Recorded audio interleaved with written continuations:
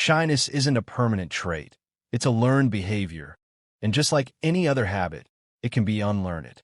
The only thing standing between you and your goal is the story you keep telling yourself. This powerful idea by Jordan Bort rings true, especially when it comes to shyness. The story you tell yourself, that you're shy, that you can't connect with others, or that you're not capable of making an impact, can be rewritten. This book is your guide to doing just that. If you've ever felt held back by shyness, if you've ever found yourself shrinking in social situations or avoiding new connections out of fear, this is for you. You're not alone, but the good news is you don't have to stay stuck in that place. You can break free, and it starts with understanding that shyness isn't a permanent part of who you are. It's just a habit that you can change. In the pages ahead, we'll explore how emotional intelligence and social skills are your secret weapons in transforming your social life. Emotional intelligence is about understanding not just your own feelings, but also the feelings of those around you. By mastering this skill, you can navigate any social situation with confidence and ease. This book isn't about becoming someone else. It's about unlocking the best version of yourself, the one who is comfortable in their skin and capable of connecting with anyone. Throughout this journey, you'll learn practical strategies to stop overthinking, how to control your emotions so they don't control you, and the small but powerful shifts that will help you thrive in social situations. It's about taking control of your mindset and breaking the cycle of fear and self-doubt. You'll understand how to read people, start conversations effortlessly, and make others feel heard and valued, all while growing your own confidence day by day. This isn't just theory. It's about real-world application. The techniques you'll learn are simple, but they're incredibly effective, and most importantly, there are things you can start using right away in your day-to-day life. You are capable of so much more than you think. If you're ready to break free from the chains of shyness and start mastering the skills that will change your social life for good, this is your first step. The person you want to become isn't far away. You just need the right tools to get there. And in this book, you'll find exactly what you need to build the life and connections you've always desired. Chapter 1. Shyness is just a habit, and you can break it. Shyness isn't a personality trait. It's a habit, and just like any habit, it can be unlearned. It might feel permanent, like something built into your DNA, but it's not. It's simply a pattern you've repeated so many times that it feels automatic. The hesitation before speaking up, the overthinking after a conversation, the discomfort in social settings. All of these are responses you've conditioned yourself to have. They weren't always there. Somewhere along the way, they became familiar, and now they feel like second nature. But the good news is, anything learned can be unlearned. The reason shyness feels so strong is that it feeds on avoidance. The more you shrink away from social situations, the stronger the habit becomes. When you avoid speaking up in a group, your brain registers that as a safe action, reinforcing the idea that staying quiet is the right thing to do. But the opposite is also true. When you take small steps to engage, even when it feels uncomfortable, you start rewiring that response. The discomfort fades and confidence grows in its place. Think about how habits work in everyday life. If someone drinks coffee every morning, they start craving it at the same time each day. If someone always takes the same road home, they drive it on autopilot. Shyness works the same way. Your brain has learned to expect discomfort in social situations, and so it reacts the same way every time. But just as you can train yourself into a habit, you can train yourself out of one. Most people assume that social confidence is something you either have or don't. That's a myth. Confidence isn't a trait, it's a skill. It's built through repetition, through action, through doing things before you feel ready. The biggest mistake people make is waiting to feel confident before acting, but confidence doesn't come first. Action does. Once you start speaking up, engaging, and challenging your fears, confidence follows. The first step in breaking this habit is noticing the patterns that keep it alive. Pay attention to the moments when you hold yourself back. Is it when meeting new people? When speaking in front of a group? When making small talk? Once you recognize these moments, you can start making intentional changes. Even small shifts like making eye contact for a second longer or initiating a simple greeting begin to weaken the hold of shyness. Avoiding social situations might bring temporary relief, but in the long run, it makes things worse.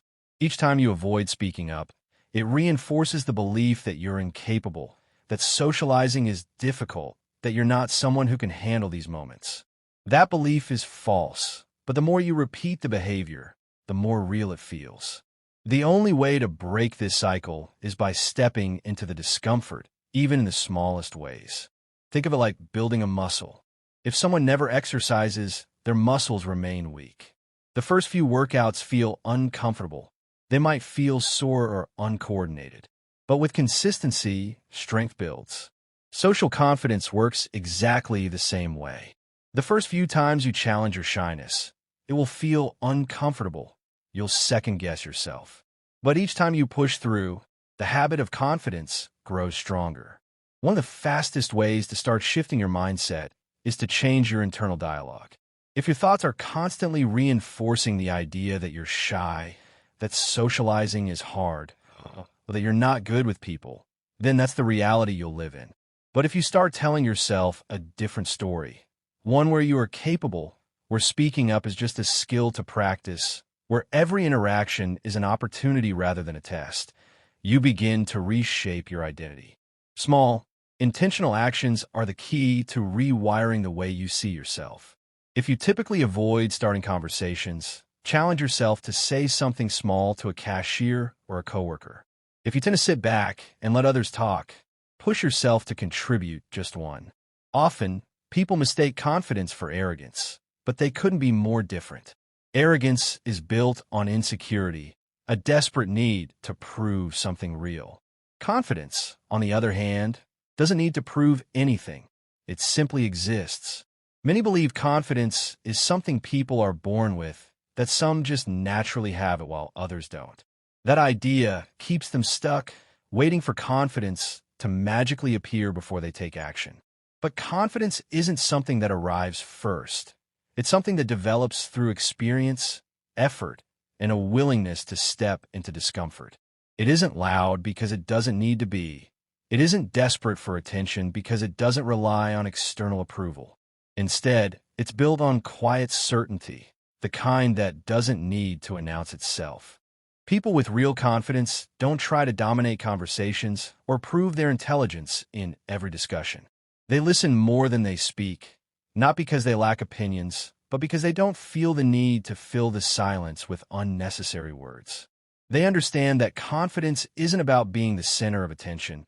It's about being comfortable with who they are, whether people are watching or not. They don't waste energy trying to impress others because they aren't seeking approval.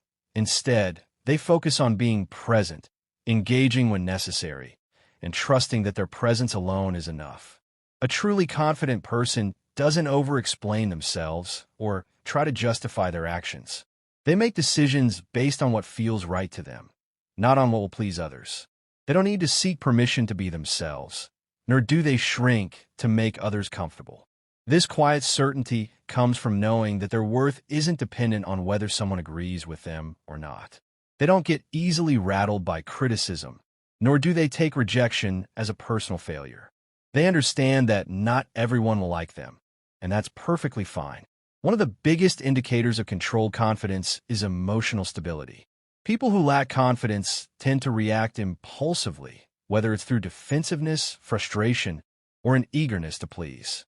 But real confidence allows for restraint.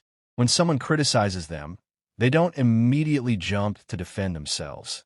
Instead, they evaluate whether the feedback is useful. If it is, they learn from it. If it isn't, they move on. They don't waste time on unnecessary arguments or let their emotions control them. Their confidence isn't shaken by small things because they don't attach their self-worth to every passing opinion. The ability to remain calm under pressure is another sign of strong confidence.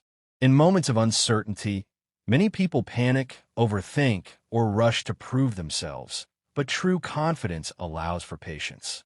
It creates space to think clearly, respond rather than react, and make decisions with intention rather than fear. The more someone practices staying composed in difficult situations, the more naturally confidence follows. It isn't about having all the answers. It's about trusting oneself to figure things out as they come. Confidence doesn't mean always knowing what to do or say. It doesn't mean never feeling nervous or unsure. The difference is that confident people don't let those feelings stop them. They take action even when they feel uncertain. They understand that hesitation is normal but doesn't have to be a barrier. Every time they step forward despite fear, they reinforce their own capability. Confidence is built in those moments when someone chooses courage over comfort, effort over avoidance, and action over doubt. Social confidence, in particular, comes from experience. No one starts out effortlessly comfortable in every situation. Those who seem naturally confident in conversation didn't get there by accident. They built that skill through practice, by putting themselves in situations that force them to engage, listen, and learn. They faced awkward moments, misunderstandings, and rejections, but instead of seeing those as failures, they saw them as part of the process. Over time, they became more at ease, not because they stopped feeling nervous, but because they stopped letting nervousness define them. A controlled and steady presence often speaks louder than words. People who are secure in themselves don't fidget nervously, rush through conversations, or avoid eye contact. They move with purpose, speak with clarity, and hold themselves in a way that commands respect without demanding it. They don't need to prove their confidence by overpowering others. Instead, they create an atmosphere that naturally draws people in. The way they carry themselves, the way they pause before responding, the way they listen with intention, all of these small details add up to a powerful presence. Confidence also comes from preparation.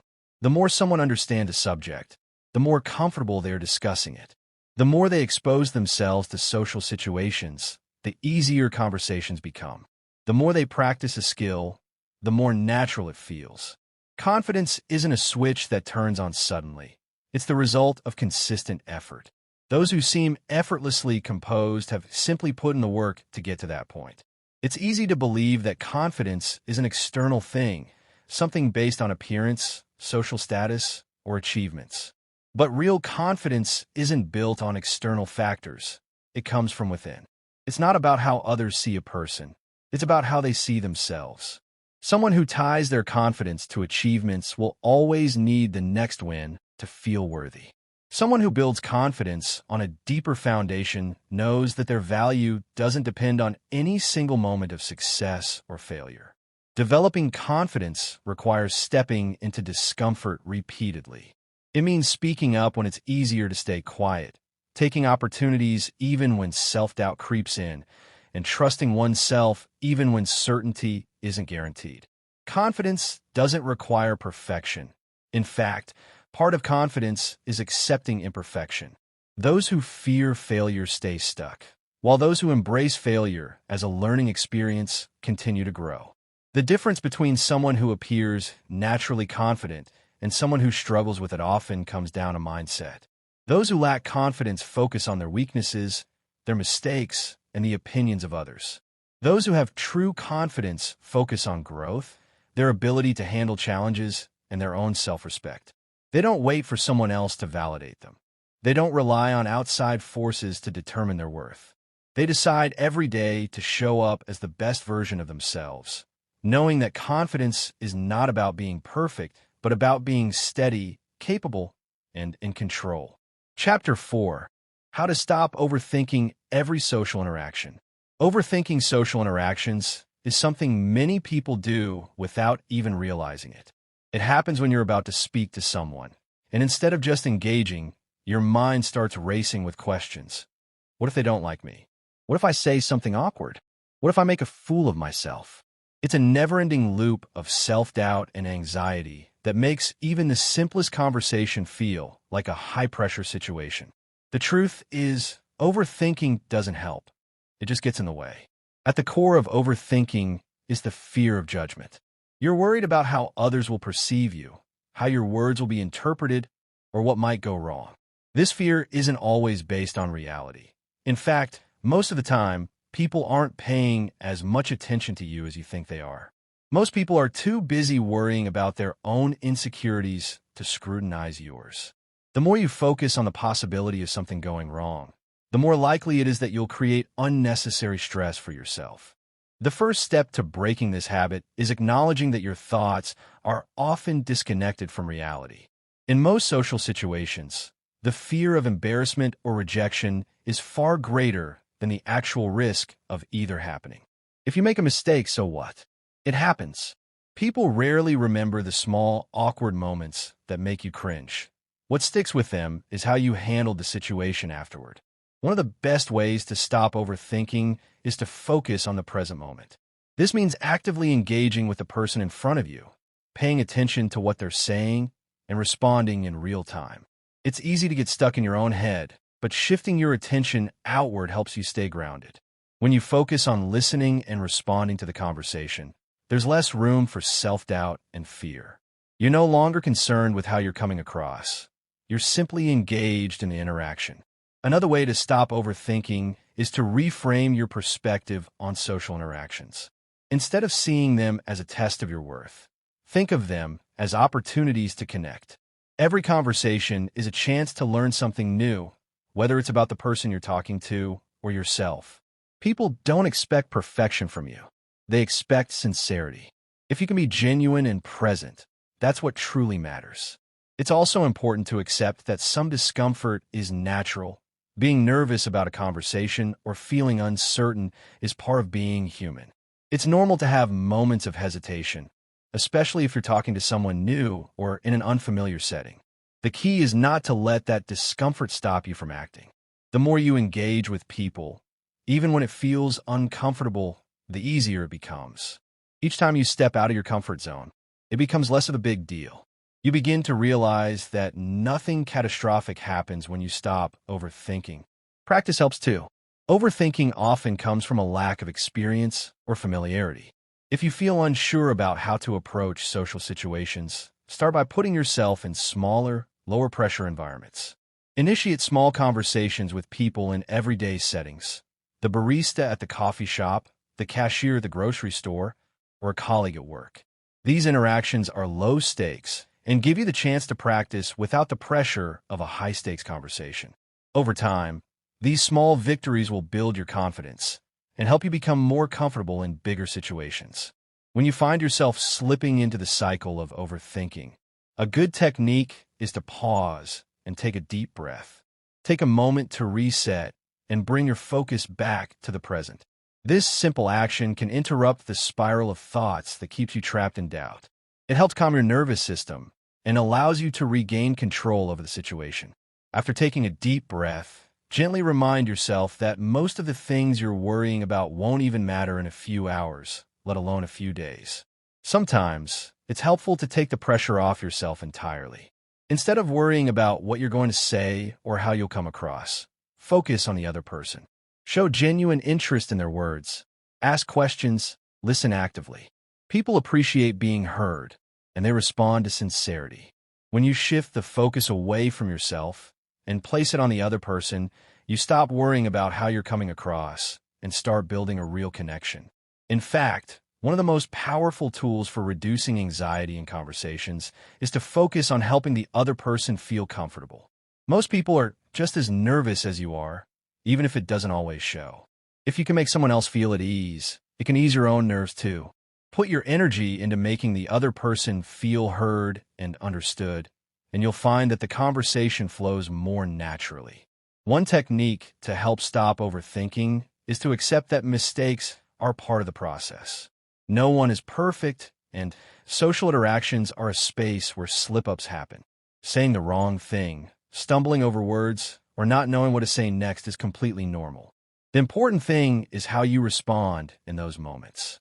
If you can laugh it off, apologize, and keep going, you'll look more confident than if you freeze up or over-apologize. People won't remember your mistake. They'll remember how you handled it. Another way to reduce overthinking is to remind yourself that your self-worth isn't dependent on the outcome of a conversation. It's easy to fall into the trap of thinking that if a conversation doesn't go perfectly, it means something is wrong with you. But that's simply not true. Each interaction, is just one small part of the bigger picture. If you didn't connect with someone or a conversation felt awkward, it doesn't mean you failed. It means you took a step forward. Social skills improve over time, and even the most experienced communicators had to start somewhere. One of the most freeing realizations is that social interactions don't need to be perfect. You don't need to have every word planned or every reaction rehearsed. The best conversations happen when people are relaxed, when they listen to each other, and when they engage without worrying about the result. So much of the pressure we feel in social situations comes from our own minds. When you stop trying to control every detail, you'll find that the conversation flows naturally and the anxiety you once felt begins to fade. The key to stopping overthinking is simple. Stop making it about you. Focus on the present moment, on the people around you, and on making genuine connections. When you take the focus off yourself and your fears, you allow the conversation to unfold without unnecessary stress. Over time, as you practice this approach, you'll begin to realize that social interactions are not something to be feared or overanalyzed. They're just another opportunity to connect with others and enjoy life's many little moments. Chapter 5. The Art of Staying Cool Under Pressure. When you're under pressure, whether in a social situation, a work meeting, or even just a casual conversation, the temptation to panic can be overwhelming. You feel your heart racing, your thoughts scatter, and everything starts to feel like it's falling apart. It's easy to give into that wave of panic, but the key to staying composed under pressure is understanding that you are in control. The more you practice staying calm, the easier it becomes. First, recognize that pressure is something everyone faces. It's not a personal weakness or something that makes you different from others. Everyone experiences moments when they feel the weight of expectations, when they feel overwhelmed by the situation. What sets people apart isn't whether they feel pressure, but how they respond to it. Most people believe that pressure will break them, but the truth is that pressure can shape and mold you into someone stronger, more focused, and more resilient. The more you face pressure and learn how to manage it, the less power it has over you. A critical step to staying calm is taking a deep breath. When you feel that rush of anxiety or panic, your body reacts by tightening up. Your breathing becomes shallow, your heart rate increases, and your thoughts start to race. In those moments, breathing deeply and slowly can have a powerful effect. It doesn't just calm your body, it also calms your mind. Deep breaths signal to your brain that you are not in immediate danger, that the situation is under control. It helps you reset and regain focus. It's helpful to practice controlled breathing even when you're not under pressure. The more you practice in everyday situations, the easier it will be to access that calm when you really need it. This doesn't mean you're pretending that the pressure doesn't exist. It just means you're taking a moment to gather yourself before you respond. You're giving yourself the space to choose how to react rather than being swept away by emotions. Another key to staying cool under pressure is to change the way you view the situation. Instead of seeing it as a test, view it as a challenge, an opportunity to prove to yourself that you can handle discomfort and uncertainty. This subtle shift in perspective can make all the difference. If you treat a stressful situation as something to be feared, it will overwhelm you. But if you see it as an opportunity to grow, to learn, and to expand your comfort zone, it becomes less intimidating. One way to practice this mindset shift is to reframe pressure as a form of focus. When you feel under pressure, it means that something important is at stake and your brain is naturally honing in on it. The key is to direct that focus in a positive direction. Instead of focusing on what could go wrong, focus on the outcome you want to achieve. Visualize yourself handling the situation with grace and ease. Imagine how it would feel to stay calm, to make thoughtful decisions, to respond with confidence. Visualization is a tool used by athletes, performers, and successful people in all fields. It primes your mind to act in the way you want it to, making it more likely that you'll remain composed when the moment arrives. It's also crucial to avoid getting caught up in the what-if game. When you're under pressure, it's easy to start thinking of all the possible negative outcomes. What if I say the wrong thing? What if they don't like me? What if I fail? This line of thinking only amplifies your anxiety and clouds your judgment. Instead, focus on the present moment. The more you can stay in the here and now, the less you'll get tangled up in fear and self-doubt. You don't need to predict the future or have everything figured out. You just need to take the next step and stay focused on the task at hand. Confidence plays a huge role in how you handle pressure. When you feel confident in yourself, you trust that no matter what happens, you'll be able to handle it. This doesn't mean that you'll always have the perfect response, but you'll trust that you can recover and move forward. The more you put yourself in pressure-filled situations and practice handling them, the more confident you become. Each time you successfully navigate a stressful moment, you reinforce your belief that you are capable of handling whatever comes your way. It's also helpful to recognize that not all pressure is bad. Some amount of pressure can motivate you to perform at your best. It helps you focus your energy, heightens your senses, and drives you to act with clarity and purpose. This is the kind of pressure that leads to growth. It forces you out of your comfort zone and into new territory where you can learn and develop new skills. But the key here is understanding how to manage that pressure, how to turn it from something that overwhelms you into something that fuels your performance. One of the most powerful ways to stay calm is to embrace the fact that you are in charge of your emotions. When things get tense, it's easy to feel like you're at the mercy of your feelings. But the truth is that emotions don't control you unless you let them. Just because you feel anxious or stressed doesn't mean you have to act on those emotions. You can choose how to respond, and sometimes the best response is to simply stay calm and centered. A good way to practice emotional control is through mindfulness. By paying attention to your thoughts and feelings without judgment, you can create space between your emotional reactions and your responses. Instead of being swept away by a rush of fear or anxiety, you can acknowledge those feelings without letting them dictate your actions. Mindfulness helps you to observe your emotions from a distance, giving you the ability to choose how to act rather than reacting impulsively. At the same time, it's important to acknowledge that pressure can be draining. When you're constantly under stress, it can take a toll on your mental and physical health. That's why it's essential to take care of yourself outside of high-pressure situations. Regular exercise, healthy eating, and adequate sleep all contribute to your ability to stay calm under stress. When you take care of your body, your mind is better equipped to handle pressure. The healthier you are, the more resilient you become. Another way to stay cool under pressure is to focus on the things you can control. You can't control how others react or what happens in the future, but you can control how you respond to the present moment. This realization can be incredibly empowering. By focusing on your own actions and your own mindset, you free yourself from the worry and anxiety that comes from trying to control the uncontrollable. And remember, it's okay not to have all the answers right away. In moments of pressure, we often feel like we need to be quick and decisive, but sometimes taking a moment to breathe, to pause, and to gather your thoughts is the best course of action. There's no rule that says you have to react immediately. Sometimes the best way to respond to pressure is to slow down and allow yourself the time to think clearly.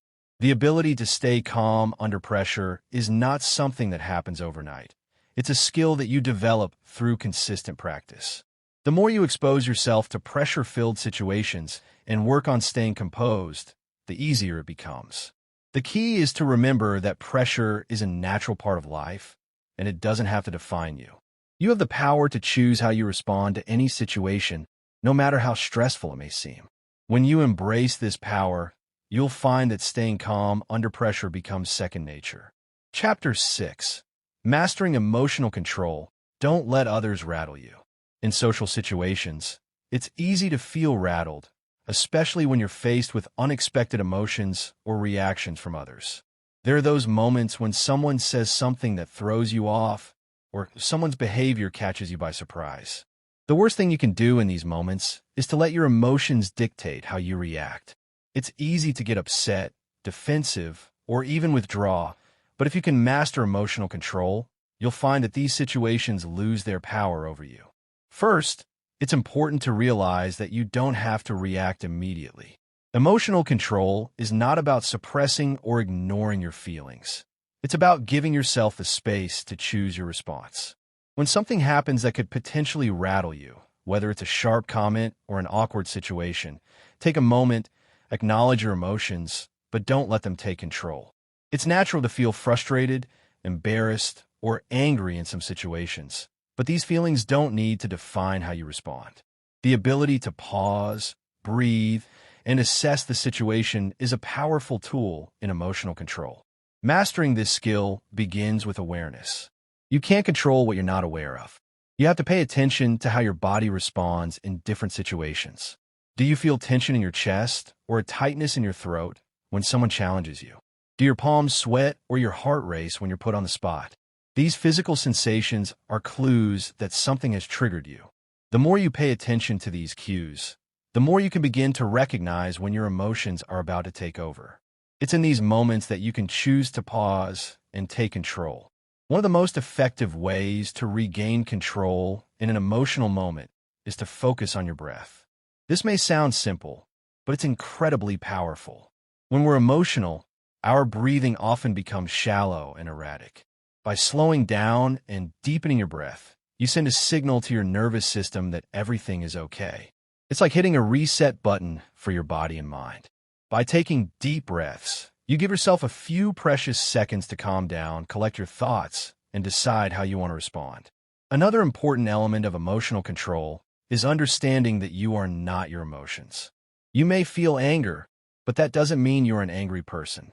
You may feel anxious, but that doesn't mean you're anxious by nature. Emotions are temporary experiences. They come and go. They don't have to define your behavior. You're the one who decides how to act. Even when emotions are running high, remind yourself that your feelings, while real, do not control you. They are signals, not commands. You have the ability to choose your reaction, and that choice is where your power lies. It also helps to develop emotional detachment in difficult situations. This doesn't mean you should disconnect from your feelings entirely or pretend you don't care. It means you can observe the situation without getting caught up in it. Think of it like watching a movie. You're aware of the plot and the characters, but you're not getting lost in the drama. If someone says something hurtful or upsetting, rather than absorbing that energy, not all pressure is bad. Some amount of pressure can motivate you to perform at your best. It helps you focus your energy, heightens your senses, and drives you to act with clarity and purpose. This is the kind of pressure that leads to growth. It forces you out of your comfort zone and into new territory where you can learn and develop new skills. But the key here is understanding how to manage that pressure, how to turn it from something that overwhelms you into something that fuels your performance. One of the most powerful ways to stay calm is to embrace the fact that you are in charge of your emotions. When things get tense, it's easy to feel like you're at the mercy of your feelings, but the truth is that emotions don't control you unless you let them. Just because you feel anxious or stressed doesn't mean you have to act on those emotions. You can choose how to respond, and sometimes the best response is to simply stay calm and centered. A good way to practice emotional control is through mindfulness.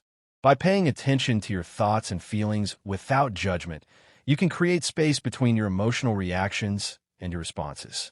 Instead of being swept away by a rush of fear or anxiety, you can acknowledge those feelings without letting them dictate your actions.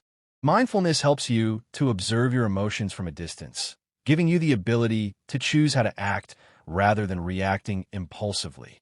At the same time, it's important to acknowledge that pressure can be draining.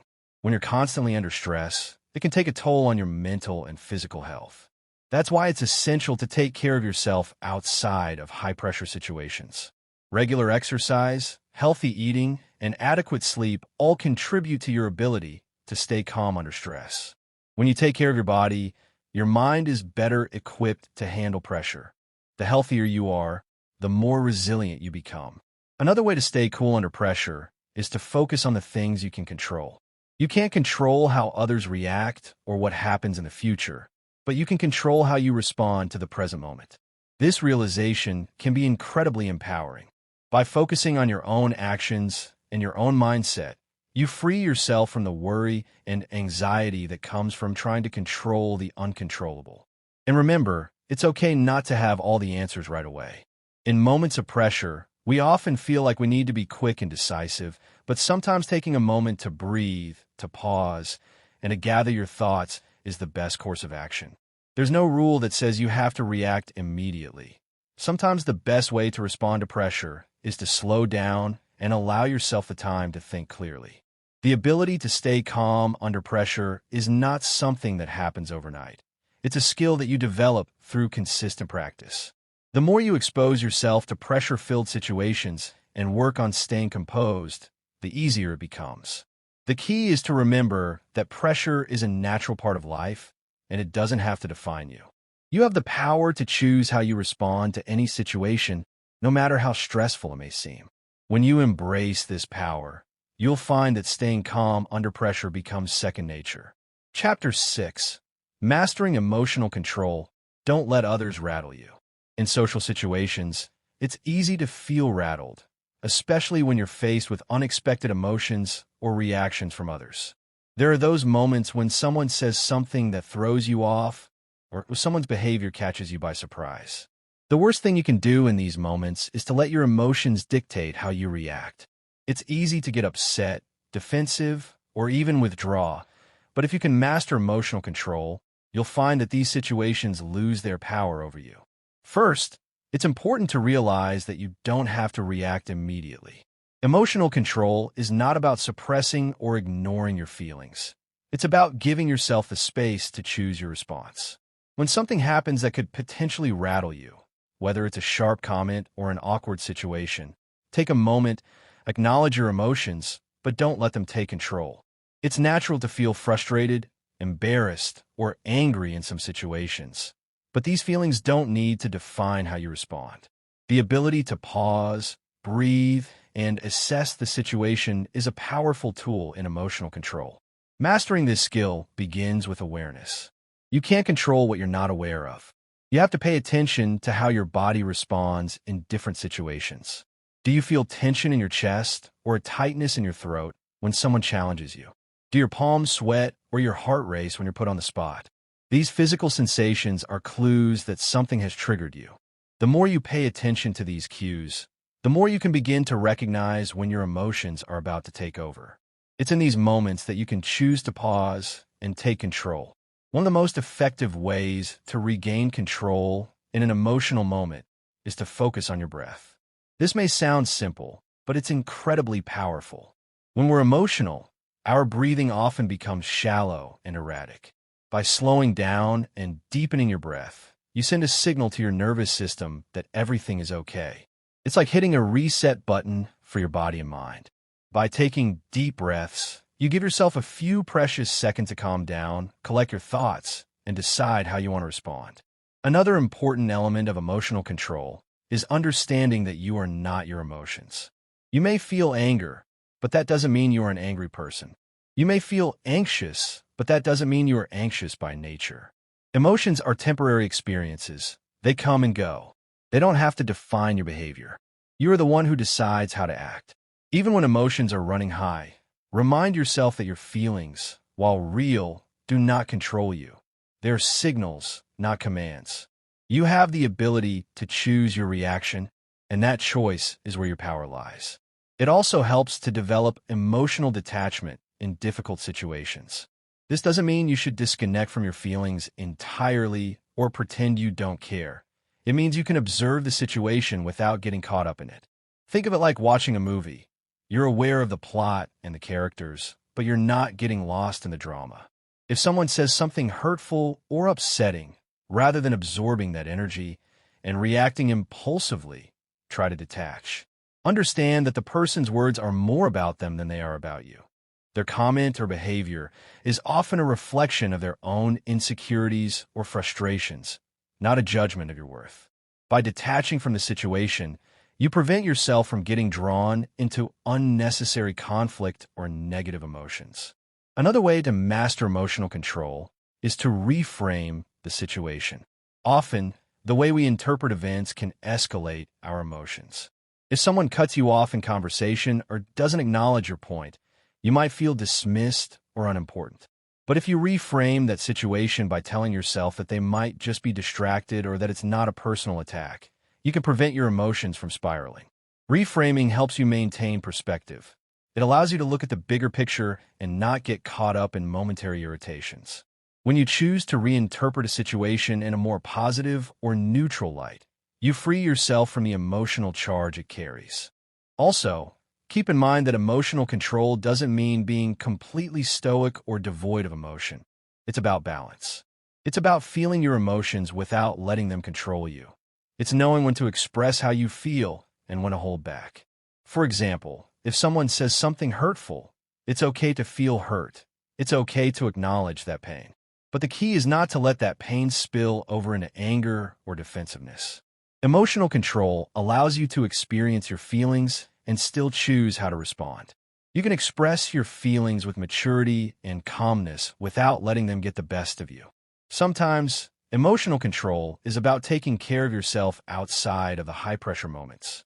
It's much easier to stay calm in stressful situations when you've been practicing emotional regulation every day.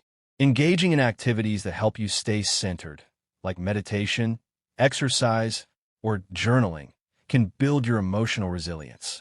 When you invest in your emotional well-being consistently, you're better equipped to handle moments of stress and conflict when they arise.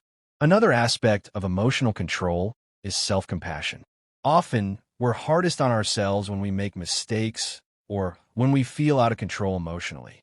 If you slip up and let your emotions take over, don't beat yourself up. Recognize that you're human. Everyone loses their cool now and then. What matters is how you recover and learn from it. Be kind to yourself, and don't let one misstep define your ability to control your emotions in the future. Every moment is an opportunity to do better. Remember that emotional control isn't about suppressing or denying your emotions. It's about learning to manage them effectively. By giving yourself the space to breathe, by reframing situations, by practicing self-compassion, and by engaging in regular emotional maintenance, you can improve your ability to stay calm in the face of challenge. The more you practice emotional control, the more natural it will feel and the less power external situations will have over your state of mind. Ultimately, mastering emotional control is about empowering yourself. It's about recognizing that you have the ability to choose your reactions, no matter what's happening around you. You can decide how to respond. The world may throw you curveballs, but you don't have to let them throw you off course. With practice, awareness, and patience, emotional control will become second nature, and you'll find yourself more grounded, confident, and resilient in every aspect of your life. Chapter 7. How to start a conversation without the awkwardness. Starting a conversation can be intimidating, especially when you're unsure of what to say or how the other person will react. Many people struggle with initiating interactions, worrying about awkward silences or saying something inappropriate. But the truth is, starting a conversation is a skill that can be developed, and once you know how to approach it with confidence, it becomes much easier. The first thing to remember is that a conversation doesn't have to be perfect from the start. In fact, it's normal for things to be a little awkward at first, especially if you don't know the person well. But that's okay.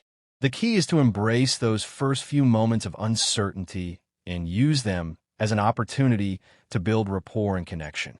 A good place to begin is with something simple and non-threatening, like a greeting or comment about the environment around you. For example, if you're at a coffee shop, you might start by commenting on the coffee, the weather, or the music playing in the background. These types of casual remarks break the ice without requiring too much thought or effort. It's not about having an elaborate script in your head. It's about offering a small entry point for the other person to engage with. Don't put too much pressure on yourself to start with something profound or witty. Often, the best conversations begin with something completely ordinary. It's important to shift your mindset from worrying about impressing the other person to focusing on creating a genuine connection. People appreciate authenticity, and when you speak from a place of curiosity rather than trying to impress, the conversation flows more naturally. One of the simplest and most effective ways to keep a conversation going is by asking open-ended questions. These are questions that can't be answered with a simple yes or no. Instead, they invite the other person to share more about themselves and create an opportunity for a deeper exchange. For instance, instead of asking, "Did you have a good weekend?" try asking, "What did you do over the weekend?" This opens the door for the other person to elaborate and share more about their interests, experiences, or thoughts.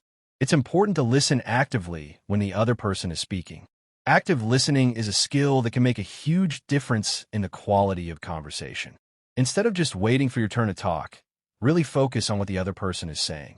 Nod occasionally to show you're engaged, maintain eye contact, and ask follow-up questions that show you're interested in what they're saying. This not only helps you keep the conversation going, but it also makes the other person feel heard and valued. Another powerful way to initiate and sustain a conversation is through body language. Your nonverbal cues can play a huge role in how others perceive you and how open they feel to talking with you. Open, relaxed body language signals that you're approachable and comfortable in the situation. This can make a significant difference, especially if the other person is feeling nervous or uncertain. Make sure your posture is open. Avoid crossing your arms, and try to maintain a warm, friendly expression. Simple gestures like smiling or leaning slightly forward can show that you're interested and engaged in the conversation. It's also helpful to be aware of the context in which you're initiating the conversation. If you're at a party or a social event, people are generally more open to casual interactions, and there's less pressure to have a deep or meaningful conversation right away. However, if you're in a more formal setting like a work event or a networking session, your approach might need to be a little more thoughtful. In these situations, focusing on shared interests or professional topics can be a good starting point. Asking someone about their work or recent projects can open the door to a more substantive exchange. It's easy to get caught up in worrying about what you're going to say next, but the truth is that people are usually more focused on themselves and their own thoughts than on your every word. When you take the pressure off yourself to be perfect, it becomes easier to relax and engage more genuinely. A great way to do this is to embrace the mindset that every conversation is a learning experience. Whether the interaction goes well or not, there's always something to gain from it. Even if you stumble or feel awkward at first, you're gaining valuable practice that will help you improve your social skills over time. Another important aspect of starting a conversation is reading social cues. Every person has different preferences when it comes to socializing. Some people enjoy small talk and thrive in casual, light-hearted interactions, while others may prefer deeper, more meaningful exchanges.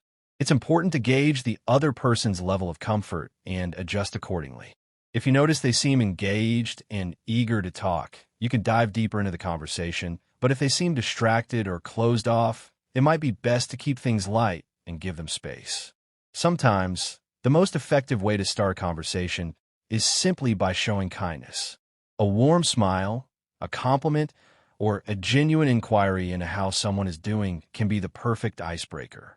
People are naturally drawn to those who show interest in them and make them feel good about themselves. It doesn't take much to brighten someone's day with a kind word or a thoughtful gesture, and this can open the door to a meaningful conversation. It's also important to be patient with yourself. Mastering the art of conversation takes time, and you won't always have the perfect thing to say. It's okay to have moments of silence or pauses in the conversation. These don't have to be awkward. Instead of seeing them as gaps, view them as opportunities to collect your thoughts or let the conversation naturally evolve. It's natural for there to be moments of quiet, and often they provide the space for deeper reflection or shift in direction. One way to stay calm and focused when starting a conversation is to remind yourself that most people are more concerned with themselves than with how you're coming across. This might sound surprising, but it's liberating. When you stop worrying about whether you're saying the right thing or making a good impression, you free yourself up to be more authentic and present in the moment. Your goal isn't to be perfect. It's to connect, learn, and share with the other person in a meaningful way. It's also crucial to give yourself permission to be imperfect. Not every conversation will go as smoothly as you hope, and that's okay.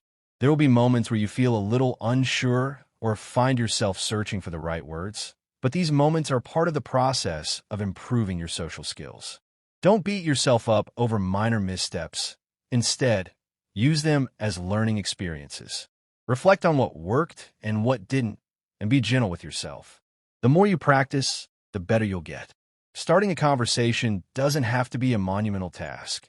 It's simply about showing up, being yourself, and being open to connecting with others.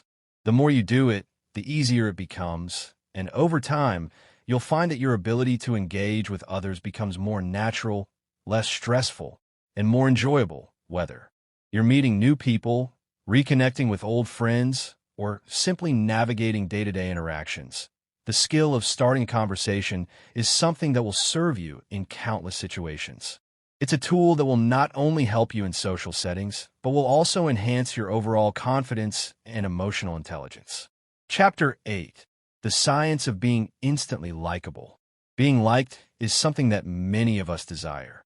Whether we're meeting new people or navigating daily interactions, the reality is that as much as we all want to connect with others, there's a common fear of being judged, rejected, or misunderstood. We often worry about making a positive impression, but struggle with knowing how to make people feel comfortable around us.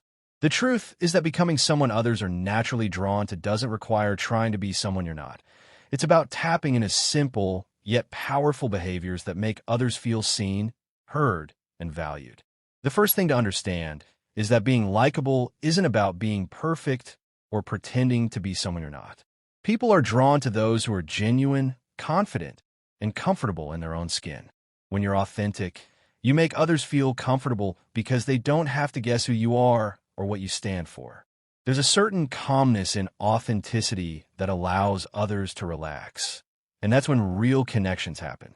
It's the kind of energy that encourages openness and trust. One of the simplest ways to make people like you is by showing a genuine interest in them.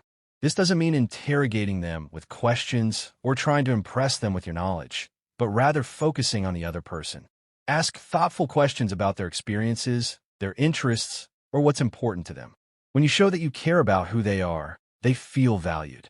People love to talk about themselves, and when they sense that you're truly listening, they'll naturally gravitate toward you.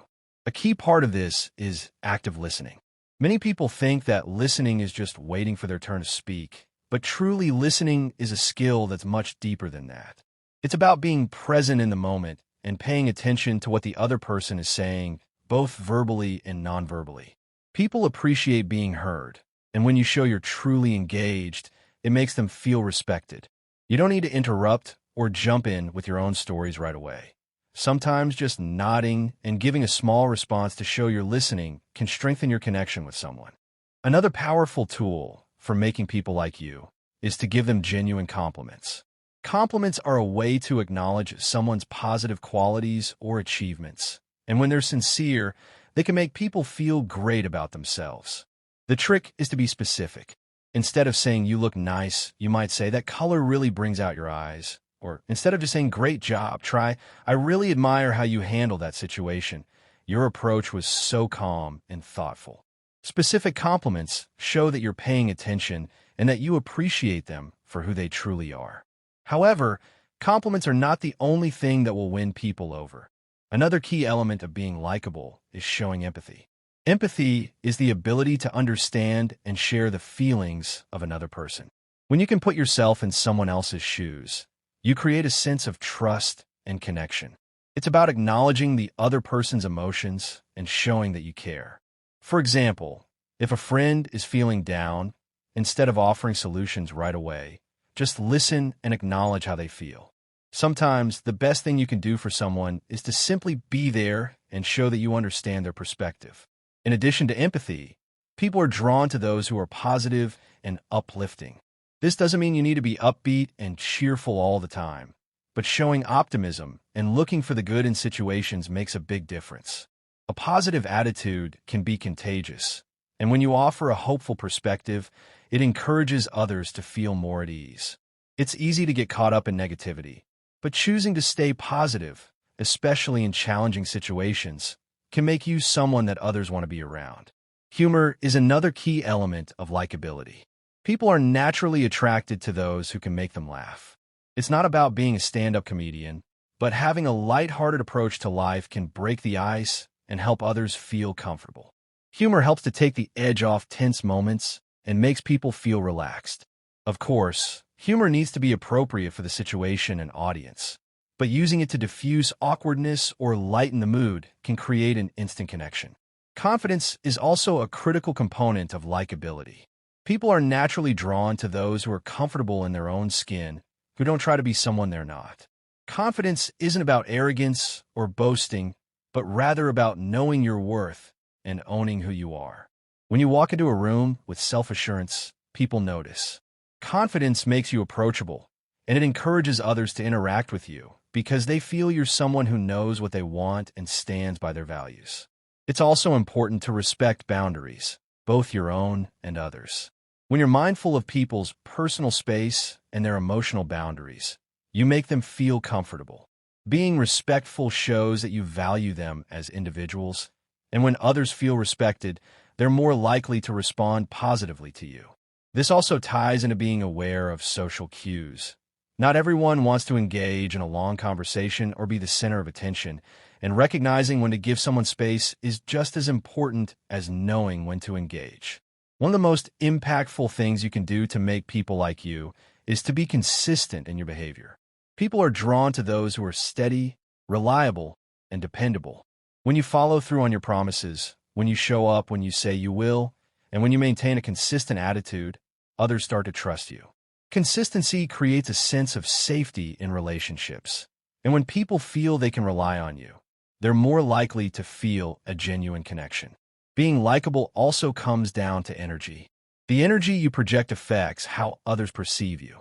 If you're constantly down or negative, people will pick up on that and may shy away from engaging with you. On the other hand, if you exude warmth, openness, and approachability, others will feel more comfortable interacting with you. The key is to cultivate positive energy within yourself. When you're in a good mood or feeling centered, that energy will naturally attract others. It's about giving off vibes that make people want to engage with you rather than withdraw. Sometimes, making others like you is as simple as being kind. It's easy to get caught up in self-interest or trying to gain approval, but the best way to connect with people is through simple acts of kindness, whether it's offering a helping hand, sharing something that makes them smile, or just listening without judgment. Kindness creates bonds. It's something anyone can do, and it often leads to the most meaningful and lasting connections. Being likable is about creating a space where people feel safe to be themselves. It's not about winning approval or putting on an act, but rather about offering a genuine connection that makes others feel comfortable. The more you focus on others, the more you'll see how simple and effective it is to make people like you. It's about kindness, empathy, respect, and authenticity. When you give these things freely, they come back to you in ways that foster deeper connections and more meaningful relationships. It's not about mastering a set of skills, but rather embodying the qualities that naturally draw people to you. Chapter 9. Mastering the Art of Deep Conversations. When you think about the most meaningful conversations you've had, they probably weren't the ones where someone just asked you surface-level questions or only talked about themselves. What made those conversations so memorable was the depth, the way they made you feel understood, and the genuine connection that was formed. Deep conversations allow us to truly get to know someone, and for them to know us. They're the conversations where both people feel comfortable enough to open up and share thoughts, feelings, and experiences in a way that leave a lasting impact. The art of deep conversation isn't about asking complex questions or trying to impress others with your intellect. It's about cultivating an environment where both people feel safe enough to explore more than just the typical small talk. These conversations go beyond just exchanging facts and instead allow for a genuine exchange of thoughts, feelings, ideas, and personal experiences. The key to mastering deep conversations is learning to create space for that level of vulnerability, and this often starts with your approach to communication. Start by paying attention to body language. It's one of the most immediate and powerful ways people communicate, and it often reveals more than words can. A person's posture, facial expressions, gestures, and even their physical proximity to others can give you a lot of insight into their mood or intentions. If someone is standing with their arms crossed or has a tense posture, they might be feeling defensive or closed off. On the other hand, if their body is open and relaxed, they're likely feeling comfortable and approachable. Eye contact is another big indicator. People tend to look at you when they're interested or engage. A great starting point is to simply be present. So often, we're thinking about what we're going to say next or distracted by our phones, the environment around us, or our own thoughts. The key to fostering meaningful conversations is to focus entirely on the other person. This doesn't just mean hearing their words. It's about listening attentively to what they're actually saying and understanding the emotions behind those words. When you listen without the intention of responding right away, you give the other person room to speak freely and openly, knowing they're being fully heard.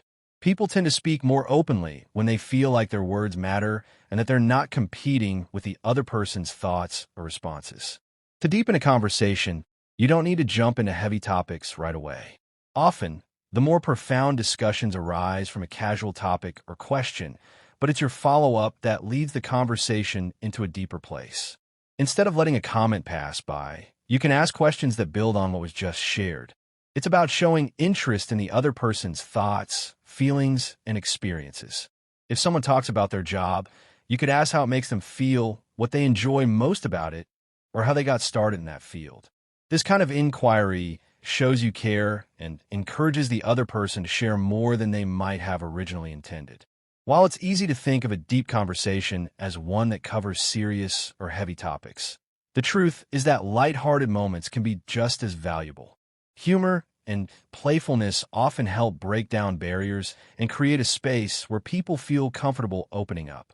A deep conversation doesn't need to be about discussing life's biggest questions. It could simply be about discussing something that's meaningful to the two of you in that moment. The focus is on connection and understanding, not on the weight of the topic.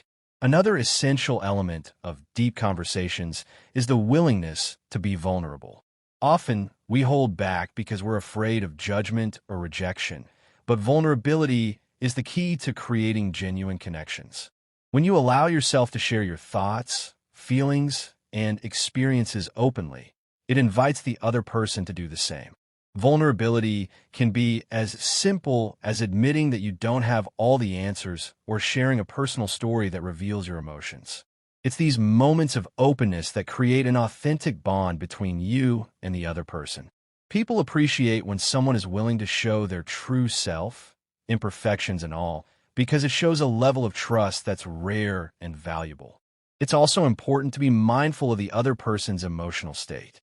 Deep conversations require empathy, and empathy requires sensitivity to the emotions of others. If someone seems upset or vulnerable, it's important to acknowledge that before diving into lighter topics or offering advice. Sometimes people just need someone to listen and validate their feelings, and offering your presence can be more powerful than anything you could say. When it comes to deep conversations, a common challenge is the fear of silence. In our fast-paced world, silence can feel uncomfortable. We often rush to fill the space with words. But sometimes the most powerful thing you can do in a conversation is to simply be silent and let the other person reflect. Allowing a moment of silence lets the other person think before responding, and it gives you both space to process what has been shared.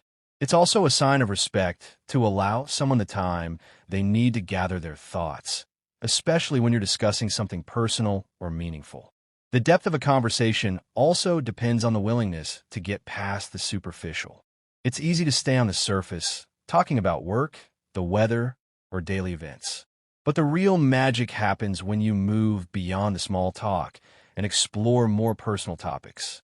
This doesn't mean you should dive into controversial or intensely personal matters right away, but it does mean that you should be willing to share more about yourself and ask questions that encourage the other person to do the same. Over time, as you develop a stronger relationship with someone, you can begin to explore even deeper topics. One powerful strategy to deepen a conversation is to ask open-ended questions. These are questions that cannot be answered with a simple yes or no, but instead require more thought and reflection. Asking questions like, what's been the most rewarding part of your journey so far? Or what's something you wish more people understood about your experience? Helps guide the conversation into a space where the person can share their thoughts in more detail. Open-ended questions show a genuine interest in the other person's feelings and ideas, and they encourage them to reflect on their own experiences. Another important aspect of deep conversations is creating an atmosphere of trust. When people feel safe and comfortable, they're more likely to share vulnerable aspects of themselves. This requires you to be authentic, open, and non-judgmental in your responses. It's not about having all the answers or offering solutions. It's about creating a space where the other person feels understood and accepted. When trust is present, it's easier for both people to share their true selves and to explore ideas that might otherwise be difficult to express. Remember, deep conversations are not just about talking. They're about connection. It's about the exchange of ideas, thoughts, and emotions in a way that brings people closer together. It's not about impressing others with your knowledge or dominating the conversation with your own experiences. It's about creating a balance where both people feel heard, valued, and respected. The beauty of deep conversations is that they allow us to break through the surface-level interactions that often leave us feeling disconnected. These conversations help us understand ourselves and others more deeply, and they create the foundation for stronger, more meaningful relationships. When you master the art of deep conversation, you open the door to deeper connections, and in doing so, you cultivate relationships that are more fulfilling and impactful. Deep conversations are where true understanding and connection happen, where we go beyond the words and truly connect on a human level. Chapter 10. Reading People Like a Pro. You probably heard it said that some people are just great at reading others. They seem to know what someone is thinking or feeling without that person saying a word. This is a skill that's incredibly valuable, especially when it comes to navigating social interactions. Being able to read people effectively can make you feel more confident in your relationships, help you avoid potential misunderstandings, and allow you to communicate more empathetically. The first thing to understand about reading people is that it's not about being psychic. It's not about knowing their thoughts or predicting their actions. Instead, it's about picking up on subtle cues and patterns of behavior that give you insight into how someone might be feeling or what they might be thinking. These cues can be physical, emotional, or even verbal. Sometimes they're obvious, and other times they're more subtle, but the key is learning to notice them so you can respond more appropriately and effectively. But if they're avoiding eye contact, they might be feeling uncomfortable, distracted, or uninterested. Pay attention to the intensity of the gaze as well. Someone who is staring too intensely might be feeling confrontational or aggressive, while someone who is glancing around the room might be distracted or anxious. The way people speak also gives away a lot about how they're feeling. You can often tell if someone is nervous, upset, or excited just by the tone of their voice or the pace at which they're speaking. If they're speaking quickly, they might be feeling rushed or anxious. If their voice is shaky, they could be feeling nervous or uncertain. If they're speaking slowly, they might be trying to think carefully, or they could be feeling relaxed and comfortable. Listening closely to the way someone speaks and the words they choose can tell you a lot about what's going on beneath the surface. Facial expressions are another powerful clue. Think about the last time you saw someone smile. That smile was likely an indicator of happiness or enjoyment. But not all facial expressions are as obvious. A furrowed brow might suggest frustration or concentration, while pursed lips could indicate annoyance or disapproval. Learning to notice these small changes in facial expressions will help you better understand the emotions of those around you.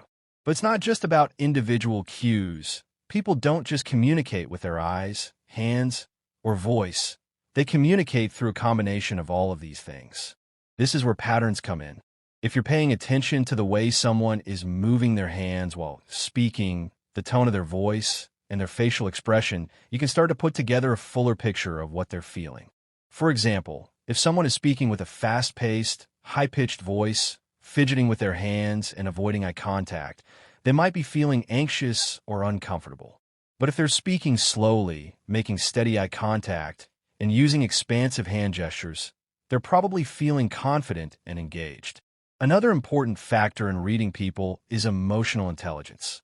Being able to not only recognize these cues, but also interpret them in a way that's emotionally aware. It's about being able to understand how someone might be feeling and then responding in a way that acknowledges and respects those feelings. For example, if someone seems upset or defensive, it might not be the right time to push them with questions or assert your opinion. Instead, you could approach them with understanding and empathy, which helps foster a stronger connection and creates a safer space for communication. It's also important to remember that everyone is different. Just because someone is crossing their arms doesn't always mean they're closed off or defensive. Some people cross their arms because it feels comfortable or because they're cold. Likewise, not everyone smiles when they're happy. Some people smile when they're nervous or uncomfortable. That's why it's important to look at the overall context and other cues. Is the person acting differently than usual? Are there external factors like a stressful situation or a personal issue that could be influencing their behavior? The more you practice reading people, the better you'll get at picking up on these cues and understanding the nuances of human behavior. It takes time and observation, and it's important not to rush to conclusions. Sometimes people might be sending mixed signals, and it's not always easy to tell what's going on. But by honing your ability to notice and interpret body language, tone of voice, and facial expressions, you'll be able to make more accurate guesses about what someone might be feeling, and that can help you respond in a more thoughtful and appropriate way. One of the most valuable aspects of reading people is the ability to recognize emotional states in others. When you can identify when someone is feeling anxious, stressed, or frustrated, you can adjust your approach to make them feel more comfortable. For example, if someone seems nervous about a conversation, you might soften your tone and give them more space to talk. If they seem upset, you might offer empathy and understanding rather than jumping into problem-solving mode. Being attuned to others' emotions allows you to be more considerate. It helps foster stronger, more empathetic connections. Over time, as you develop your ability to read people, you'll notice that it becomes second nature. You'll start to pick up on signals more easily, and you'll be able to adjust your own behavior accordingly.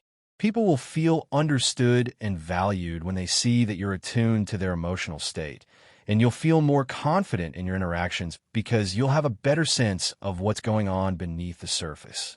It's important to remember that reading people is a skill, and like any skill, it can be improved with practice.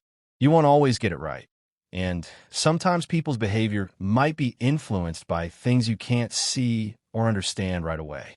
But the more you pay attention and the more you practice, the better you'll become at understanding the emotional and psychological states of those around you. Being able to read people is an invaluable tool for building stronger relationships, communicating more effectively, and navigating social situations with ease. It allows you to be more empathetic, more aware of others' needs, and more adept at responding in ways that foster connection and understanding. The ability to read people is a skill that can make you a more confident, thoughtful, and compassionate individual. Chapter 11, Social Anxiety Hacks. How to stay confident in any situation. It's a scenario many of us are all too familiar with. You walk into a room full of people and immediately feel the weight of your nerves. The familiar wave of anxiety creeps in as you start to question whether you belong, if you're doing enough, or even if you're just too different from everyone around you. Your palms start to sweat, your heart begins to race, and the simple act of walking up to someone feels like climbing a mountain. Social anxiety, in its many forms, has the power to make us feel small and isolated, even in crowded places. But here's the thing. Social anxiety is not an indicator of who you are or what you're capable of. It's simply a response, a feeling, a reaction that can be managed, understood, and eventually overcome. The truth is, you don't have to let it control you. There are ways to regain control, regain your confidence, and walk into any social situation with ease. First off, you need to understand that social anxiety doesn't define you. It's a natural reaction, especially when you put yourself in unfamiliar situations. It's your mind's way of protecting you, trying to shield you from potential embarrassment or rejection. But it's important to realize that these fears are often exaggerated. The worst-case scenarios your mind plays out in those anxious moments are rarely the reality. To combat the anxiety, one of the first things you need to do is to ground yourself in the present moment. Anxiety thrives on what ifs, the what if I mess up, or what if they don't like me, and so on. These thoughts are often about things that haven't even happened yet. They're based on hypotheticals. When you find yourself spiraling, take a deep breath and bring yourself back to what's happening right in front of you. Focus on the present moment. Engage with the person you're talking to. Focus on their words, their expression. When you stop focusing on your anxiety, it has less space to control you. It's also important to reframe how you view these situations. Social anxiety often leads us to believe that everyone is watching us or judging us. The truth is, most people are far too focused on their own thoughts and insecurities to scrutinize you. Everyone has their own concerns, their own worries, and the spotlight is rarely on you the way you think it is.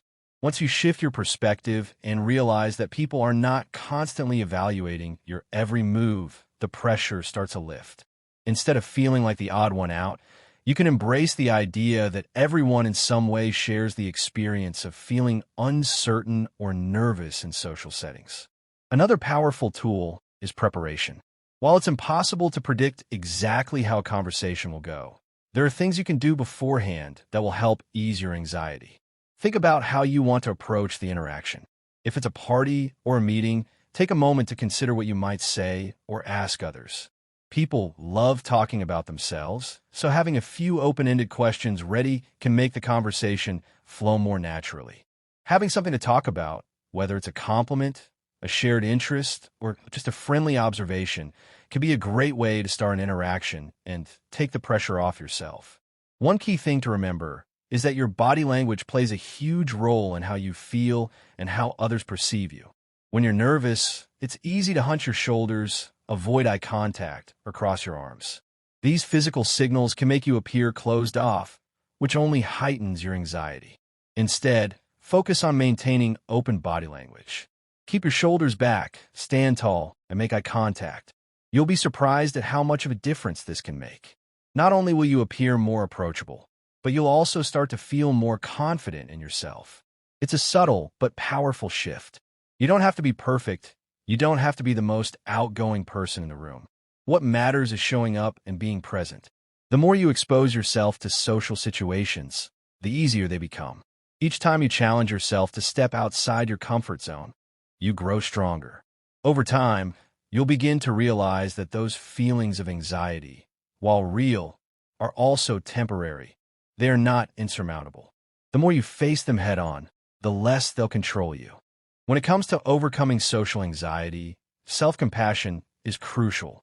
It's easy to beat yourself up after an awkward moment or an interaction that didn't go as smoothly as you'd hoped. You might replay the conversation in your head over and over, focusing on the mistakes or the things you wish you'd said. But instead of being harsh with yourself, practice kindness. Remind yourself that everyone has awkward moments and that it's okay to make mistakes. Those moments don't define you. In fact, they're often more important than the smooth interactions because they teach you resilience, self-awareness, and how to navigate discomfort. As you work through social anxiety, remember that it's okay to take small steps. You don't have to push yourself into the most high-pressure social situations right away. Start with smaller, less intimidating interactions.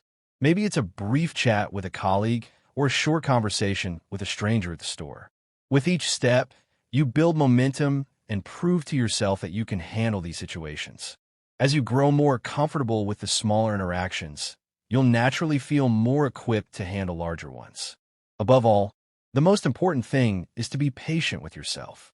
Social anxiety may not disappear overnight, but with practice, self-awareness, and perseverance, you'll find that it becomes more manageable. You'll start to notice that the moments of discomfort don't last as long and that they don't hold as much power over you as they once did. Each time you show up, each time you take action, you're proving to yourself that you have the strength to face your fears and come out the other side stronger. The key to overcoming social anxiety isn't to eliminate it entirely, but to learn how to manage it. When you stop letting it dictate your actions and instead face it head on, you create a new narrative for yourself. You become someone who takes control of their social experiences rather than someone who avoids them. You become someone who engages with the world around them, confident in the knowledge that you can handle whatever comes your way. Chapter 12. How to make people feel important and why it changes everything. When you interact with someone, the way you make them feel often stays with them long after the conversation ends. Think about the last time you spoke with someone who made you feel truly heard, appreciated, and valued. The way they listened, the small gestures of kindness, the warmth in their voice. All of this created an impact that you'll remember. Now imagine being that person for others. Imagine having the ability to make everyone you encounter feel important, seen, and truly understood. The ability to make people feel important isn't just a tool for building connections. It's a life-changing skill that can transform your social interactions and leave a lasting positive impression wherever you go. When we talk about making people feel important, it's easy to think of grand gestures or extravagant displays of attention. But in reality, it's the small, everyday moments that matter most. It's about showing someone that you're present with them, that they are worthy of your time and energy. In today's fast-paced world, many of us are so focused on ourselves and our own thoughts that we forget how powerful it is to simply listen. The simple act of listening with full attention communicates respect and care in a way words alone cannot. One of the most effective ways to make someone feel important is by being fully present in the moment. This means putting away your phone, stopping the inner monologue of your own thoughts, and truly focusing on the person you're interacting with. When you give someone your undivided attention, they feel like they matter. In a world full of distractions, this is rare, and it's something that people deeply appreciate.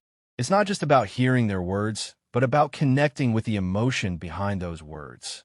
Acknowledge their feelings, their experiences, and their thoughts. You don't have to agree with everything they say, but simply being engaged and showing empathy can make all the difference. It's not just about listening, though. The way you communicate with others also plays a huge role in making them feel valued. When someone speaks to you, respond thoughtfully. Don't just wait for your turn to talk. Reflect on what they've said, ask follow-up questions, and express genuine interest in their point of view. By engaging in this way, you're showing that their thoughts and feelings are worthy of your time and consideration. This, in turn, builds a deeper connection. People don't just want to be heard. They want to be understood. They want to feel that their opinions, ideas, and feelings are important to you.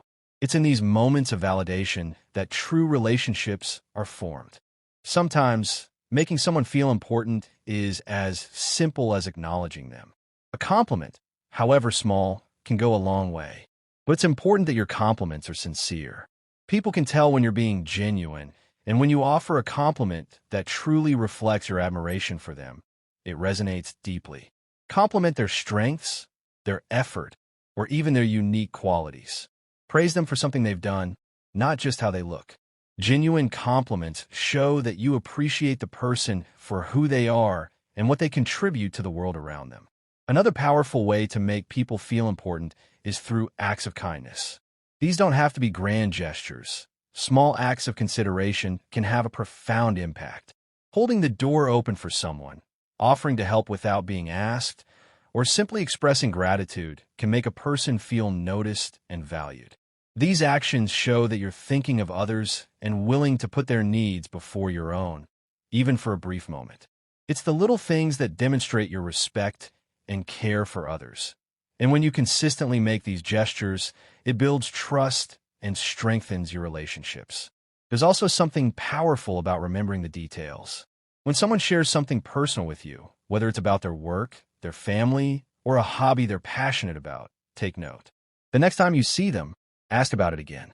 Inquiring about the things that matter to them demonstrates that you listen, that you care, and that they're more than just another person passing through your life.